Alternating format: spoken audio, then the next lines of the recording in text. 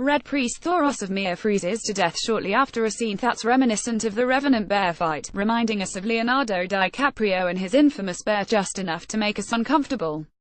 Although he will no longer be able to bring Beric Dondarrion back to life, he has died 6 times already. This twist sets up this scene for another book fact we have yet not seen in the show. In A Feast for Crows, Beric Dondarrion demonstrates he is also capable of giving the Kiss of Life, a rite where the Red Priests of R'hllor breath fire and life back into a dead person, bringing them back to the realm of the living. This may hint at another major character's death and resurrection. However, it also opens up many questions about the Lord of Light. The god has been spoken of many times throughout the show, and yet we don't really know what its motives are for bringing both Beric Dondarrion and Jon Snow back to life. Women we love in Game of Thrones. Who is the Night King? The Night King and the White Walkers remain very mysterious, although this season is giving us a lot more information about what they can do. We know that the Night King was created by the Children of the Forest, who stabbed him in the heart with a dragonglass dagger back in Season 6. However, we still don't know who that man was. Why is there no sex in Game of Thrones anymore? Some theories predict him to be a member of the Stark family, but whether or not he is a Stark, we still do not have a clear understanding of what he wants.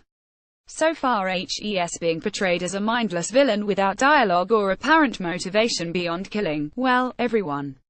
Questions also remain about his abilities. As we saw last episode, he can interfere with Bran's green seer powers, he can create White Walkers and control whites only within limited proximity.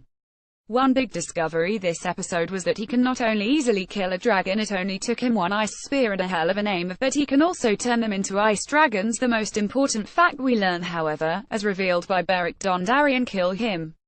He turned them all. Ending the war against winter could be as simple as killing the Night King. Well, kind of. Ice dragons are real. Holy Mother of Dragons. Game of Thrones just confirmed one of its biggest book theories: ice dragons are real.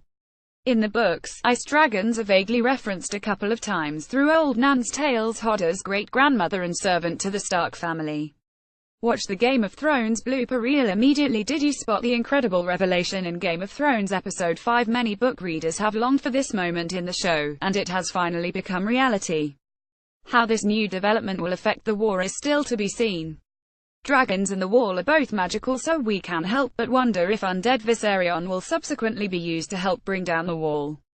And there is more. If the three-head dragon prophecy is true, the Night King will become the third dragon rider, which, let's be honest, would make for some pretty cool battle scenes.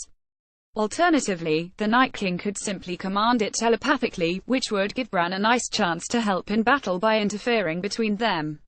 We can't wait to find out. Littlefinger's downfall. We are more suspicious than ever about the validity of Sansa and Arya's conflict. More accurately, we hope they are playing Littlefinger instead of being played by him. Arya is now a skilled fighter, Sansa has had her experience of treason from Baelys, and the letter plot is just a little weak. Littlefinger is a cunning, clever man who has gotten away with many shady plots, so far unscathed. However, he did so with the advantage of playing in the shadows. Now HES out in the sun, and Jon, Sansa, and Bran have all openly expressed their distrust, which puts him in a difficult position to effectively manipulate others without giving himself up. This might just be the beginning of Littlefinger's end. He might find himself as the common enemy of the Stark sisters. Knowing that Arya keeps the faces of those she kills, we could be in for some very interesting storylines, including Arya wearing Baelish's face. Family romance. In this single season, the Mother of Dragons has lost most of her Westerosi alliances, Dorne and Highgarden, and one of her 3 children, Viserion. There is now talk of succession, with Tyrion pressing the subject of who would take over her new world if she was to die. This hints at 2 possibilities: 1, that Daenerys dies this season. Please no. 2, Daenerys and Jon will join the Game of Thrones incest party and have a baby. Romance has been strongly hinted at since their first encounter. But Daenerys can't have children, you say. Indeed, after trying to save Drogo using blood magic, the witch Mirri Maz Duur implies that Daenerys is infertile with the following prophecy, as this quote from the book reveals. When the sun rises in the west and sets in the east, Mirri Maz Duur tells her after she demands to know when Drogo will be back to normal. When the seas go dry and mountains blow in the wind like leaves. When your womb quickens again, and you bear a living child. Then he will return, and not before. This prophecy is cryptic, to say the least, and many show fans have demonstrated it doesn't necessarily mean that she can never have children. Incest or not, many are rooting for these two.